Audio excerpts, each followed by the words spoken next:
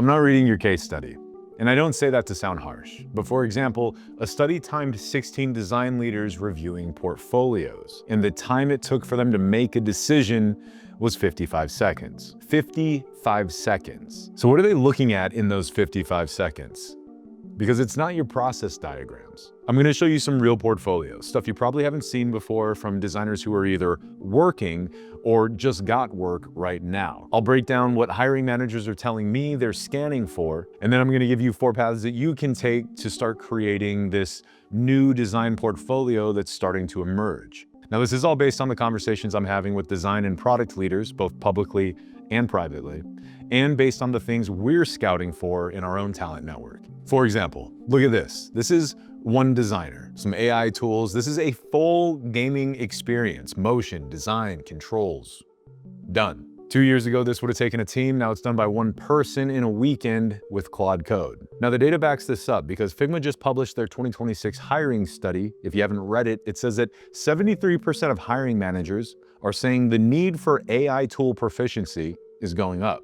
For some places, this is not a bonus anymore. It's increasingly becoming a requirement. And worth noting is Figma themselves just posted a monster quarter, 300 million in revenue, up 40% year over year, which says to me that the need for Canvas tools is not going away. It's actually increasing. But from what I'm seeing, what goes on the canvas is what's evolving. And the work that stands out looks different than it did 2 years ago. Now, this is not a mandate. This is just a pattern that I am seeing that I think is worth paying attention to. I am in a bubble surrounded by these types of designers and design teams, so please keep that in mind. This does not yet appear to be industry-wide, but it is increasing. Wireframing, responsive layouts, translating between code and design, that used to be the whole case study. And what I'm noticing is that the work AI helps with the fastest is exactly that foundational stuff, which means what's left to show is becoming different.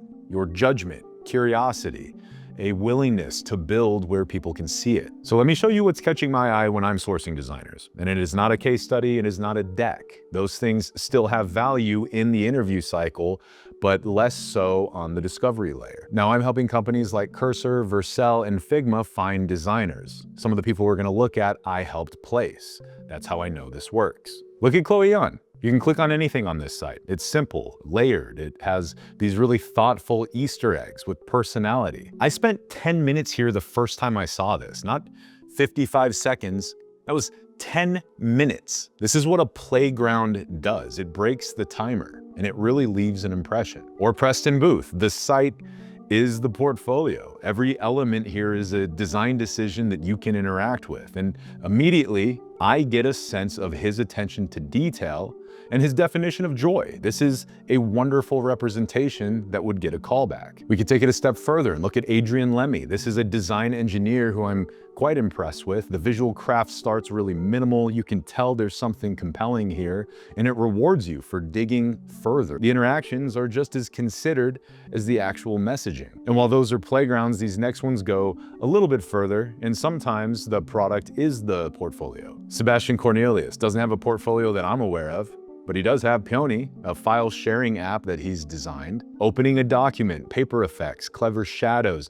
Every post he has shared is a micro design decision on display. And they're not on a personal website. His Twitter feed is his playground. This is a collection of these micro design decisions that very clearly sell his abilities. Or you can go as far as Wora Work. And if you take a look at the level of detail in this little world that she has built, this is really impressive. It's not just conveying that she's capable, but also that she puts a lot of care into her decisions. Some of those things you might not notice if you don't stay here long enough, like the daytime turning to dusk, some of the interactions that you can take on the different objects or entering her little humble abode. But you can also experiment in public the way Viktor does, and he doesn't have a traditional portfolio. In fact, he is very much sharing these experiments on Twitter. Here's what I built and here's how I did it. And he's demonstrating that he builds to learn and he shares his discoveries. This is the most honest way to transition into creating personal media too. You're not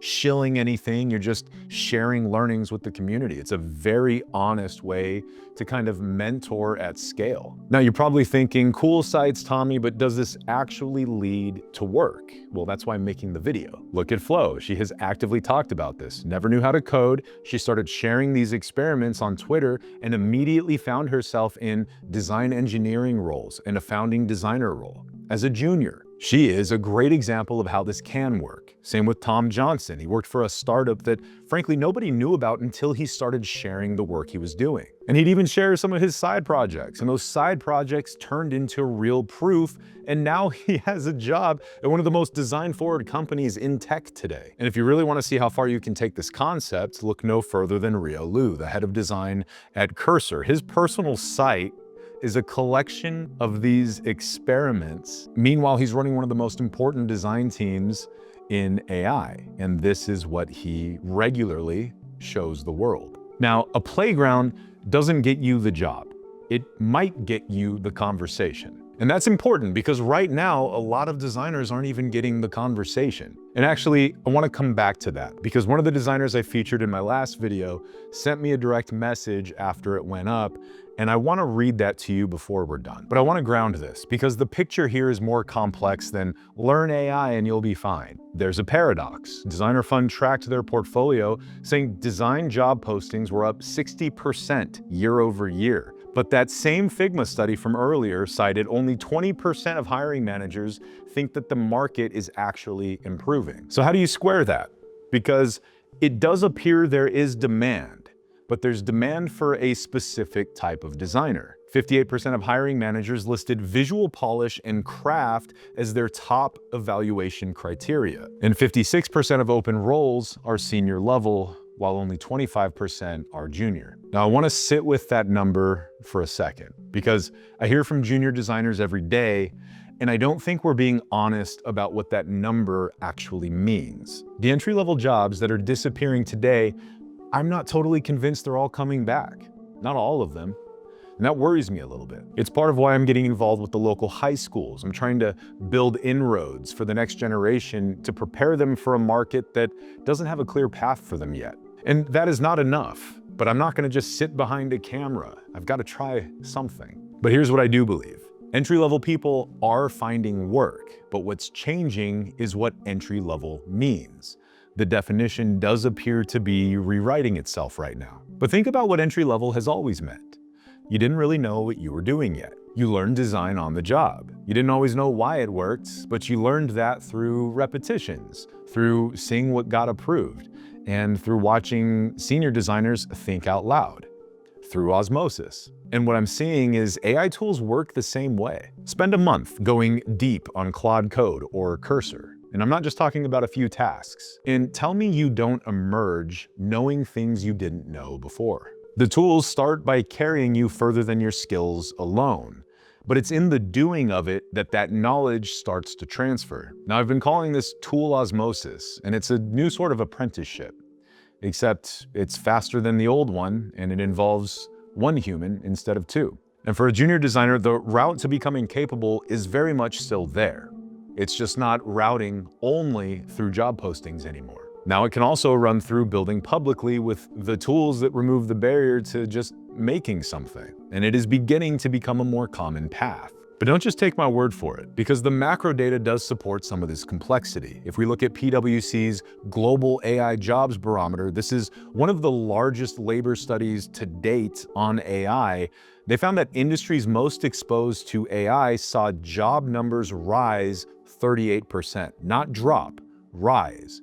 But those jobs do look different than the ones they replaced. And this is the same story happening in design. And if you're in a full-time position right now, that's actually a really strong place to build from. Yes, you might be too employed, and that can be a real issue as well. I wrote about that recently. But you also have the privilege of stability. You have the runway to experiment without the financial pressure of somebody looking for work. A side project, a playground, maybe a micro tool that you build for a friend. You can do that from safety. Now, the designers I'm placing right now didn't start from a place of desperation. Most of them started from a place of curiosity and had the room to explore it, which is a privilege. But here's what I would suggest doing with all of this. I think there are 4 paths you can take, and I want you to pick one, just one. Path 1, micro interactions. For 1 month, I want you to focus on small moments like these, the micro animations, hover states, loading transitions, these 15-second interactions that prove you understand how interfaces should feel. You don't need a full product, you just need proof of good judgment. Path 2, build your own playground. This is a website hosting your experiments. Doesn't have to be finished, doesn't even have to be polished. You can go wide with lots of small experiments, or you can go deep like Riolu and build an entire world. Treat it like a living collection, not a deliverable. Path 3, create software as a gift. Now, this was coined by my friend Kyle Zantos. Build something small for something specific. A tool for your partner, a website for your friend's band, maybe a dashboard for that local nonprofit. Because shipping something for a real person is the fastest way to produce work worth showing. Sam Dape does this extremely well if you need some inspiration. You don't have to be an expert, and you definitely don't have to act like one. You just have to be willing to learn in public. Today I tried Three.js for the first time. Here's what I built and here's what I learned. Now you might say, Tommy, I don't know how to present this on social media, but that is the same exact problem we all had with case studies. But the difference is on social media, you can share so frequently that each post is low stakes. And if your work has some motion, like if it's actually moving, the packaging barely matters. The work does most of the talking. And 30 micro shares beats 3 case study cycles every day. Each one is a feedback loop, and that is 30 loops to learn from in a short amount of time. So where should you post? Well, take it from me. I probably know better than most. X first. Yes, yes, yes. This is where the companies I work with are discovering talent. This is where I'm finding most of the people I scout. It's just built for it. I've placed designers on X who had no following, but their work went viral. Then Instagram second, and motion plays especially well there. Packaging's a little bit more important. And LinkedIn third. A little cringe, but it still matters. A lot of the hiring managers, that's where they're scrolling. And your format could be, here's what I built, here's what I learned, and here are the tools I used. And that is it. Just go ship it. And let yourself be bad at the beginning. Now, I do want to be straight with you. Nothing I've shown you guarantees you a job. What I can share with you is what I'm seeing, which companies are hiring, what they're looking for, and what's working for the designers I'm placing. And I'll share what the research is showing. Like Dario Amodei, the CEO of Anthropic, telling Harvard that he thinks half of entry-level white-collar jobs could disappear within 5 years. Or The Guardian reporting that US employers cited AI in 55,000 job cuts in 2025. Now, these are not predictions, these are cuts that already happened factored to AI. But the shift does seem to be rewarding people who are showing their work versus explaining it in a document. So please, show your work live, interactive, in motion. I don't care if you've been doing this for 1 year or for 20. I don't care if you're a student or a director learning to code for the first time. In fact, Joe Ash Sakula, the product design director at Ledger, is teaching himself to ship right now. He is ignoring the levels of cringe that come with posting about it publicly. Everybody's in a brand new season. You are not unique. And the tools are changing right alongside the way we are discovering designers. So my challenge to you, build one thing this week. Maybe a micro interaction, a playground, or a small tool for a friend. Post it on X and tag me. I've got my eyes out. I am always on the lookout for people to spotlight. In fact, I was sent this message from the last video, and I'm gonna keep this anonymous, but they said, hey man, I just wanted to say thanks for putting out that video and showcasing some of my stuff.